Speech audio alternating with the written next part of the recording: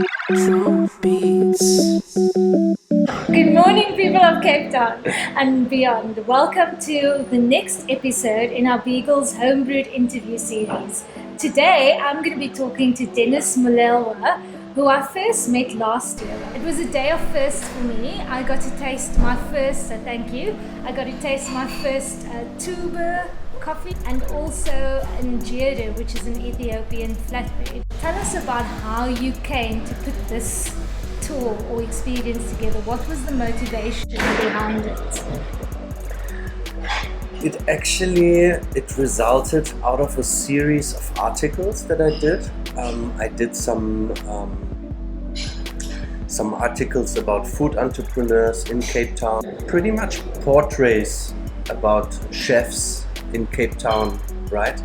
And it was one thing led to the other actually, because I really love homemade, good, honest, hearty African food, Yes. right?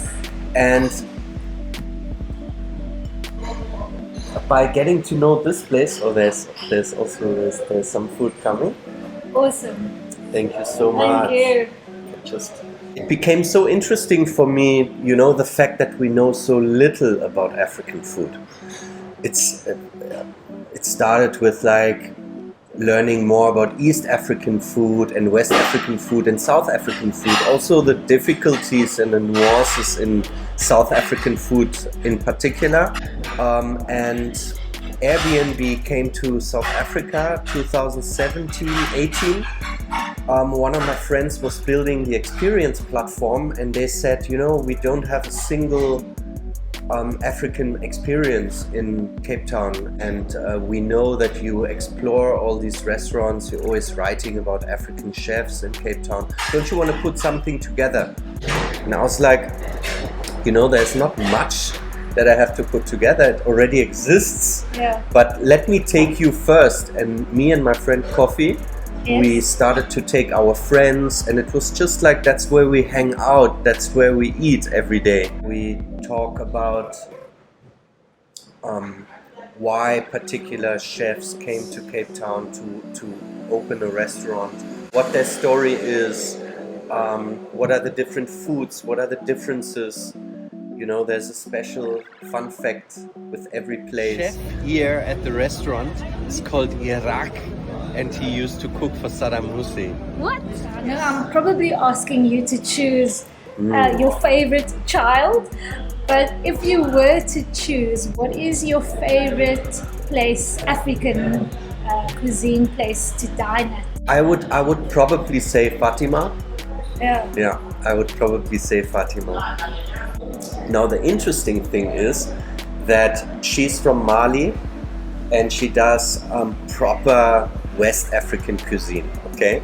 Here you have peanut butter sauce, Sure. absolutely delicious.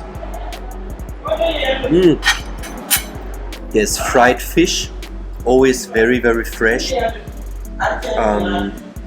You have plantain, you have I jollof love rice, plantain.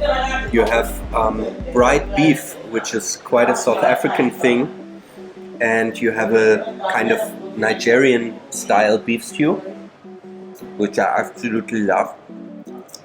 But in South Africa, people like to have pap. Yeah. So what I'm driving at is she adjusted her West African cooking to South African taste buds and created something very unique, which is a place where people from all different African countries come and eat, and they trust her.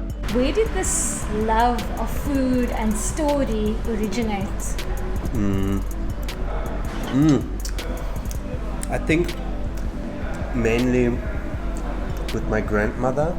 I was raised by my grandmother, and she's just the most amazing woman, the most important person in my life. She was born and raised on a farm on top of a German mountain. Sure. They had everything except for flour and sugar. Once a week, women on Thursdays would meet in the baking house in the village and bake bread together. They had all fruit, all vegetables, all meat. They did butter themselves. And my mother's relationship with ingredients, the knowledge where it comes from, and also that relationship, this is real food. So that really had a big impact on me from an early age. I remember once she went. This is not a lie. I went with her into a grocery store and we bought apples. She smelled that apple and she threw it behind the counter and she said that apple smells like chemicals. I have an uncle from Sicily and I started to work at his restaurant after school. He taught me things like how to gut a fish, how to boil an octopus, how to make pasta, how to make gnocchis, how to make the most amazing gorgonzola sauce, all of these things. So are you a chef, actually? I never did official training, but I did work as a cook in restaurants. Yeah. Dennis's tour is actually the #1 African food storytelling experience on Airbnb. Give us a little bit more insight into what does a typical tour look like? We start with a hidden Somali restaurant. Yeah, then we have a little bit of Somali tea. We taste some Somali coffee. They actually prepare it in front of our eyes. It's pure spices that are ground with a little electric coffee grinder and then infused with hot water, boiled down. And we have a bit of Somali pancakes, just a bit of a taster. Yeah, we then move on to a Xhosa lady that sells beautiful umbusho and meat and different things that we taste at the parade, which is also quite an interesting space. Lots of people are scared to go to the parade. The parade is a super interesting place to go. We come to Fatima, we talk about that unity that she brings to Cape Town with her food. We meet Kadim for a Senegalese coffee ceremony. We taste coffee tuba, which is super special. And then we also have some Ethiopian food, which is super healthy and delicious. Injera made from teff flour. There's lots of delicious vegetarian food.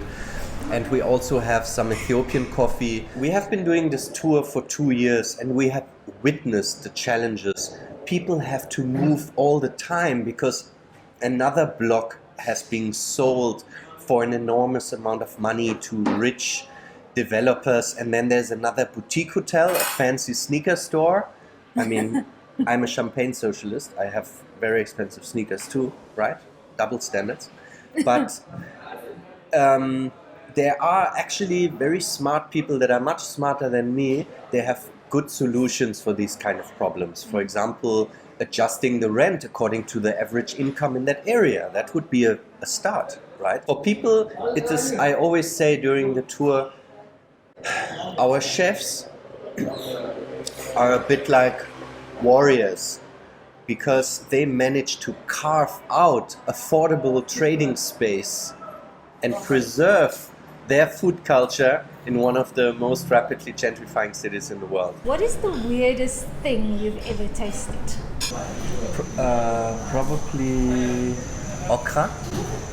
What is like that? when okra is prepared, it's a vegetable, and usually when people in Europe or also in America prepare okra, they fry it or prepare it in a way that is not slimy, but here they like it slimy.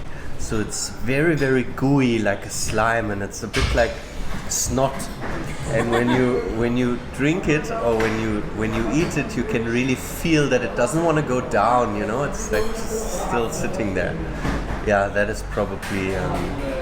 I haven't had mopani worms. Oh, I don't think I ever will. Yeah, I'm not that adventurous. Well, thank you, Dennis. Thank you for introducing us and inviting us to find out more about an African food tour experience in Cape Town. And for the food, thank you for the food. Delicious. Yes, you're Thanks for very welcome. Fatima. Thanks for sharing with me. Friends, all I can say is #Cass recommends. Thanks so much.